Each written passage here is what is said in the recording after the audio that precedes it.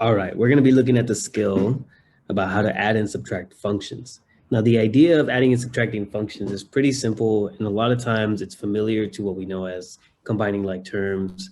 The only difference is that we have to understand the function notation. So on an IXL practice, what you're going to get, or a lot of times you're going to be asked to find something like find f plus g of x. A lot of times the confusion comes in where students think that they need to distribute x because of the notation. But I want to highlight something before we move on, is that f plus g of x, which is what you're asked to find, translates into add f of x with g of x. That's it. So if we know what the functions are, which we do in this case because they're given to us, we can just go ahead and add it to the other function. So we just need to take f of x and add it to g of x. So let me show you the setup real quick. If I'm going to take f of x and add it with g of x,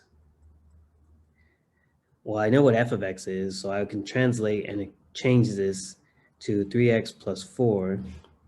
And then since I'm adding, I can just add g of x, and g of x happens to be the negative 5x, right? So all I need to do is just make that quick substitution, and then what I'm left with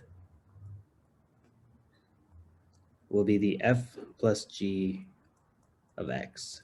So I just need to combine the like terms here. I have 3x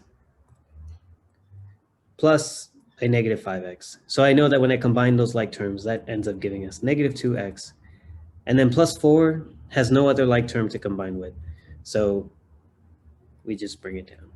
So the sum of f plus g of x is equal to negative 2x plus 4.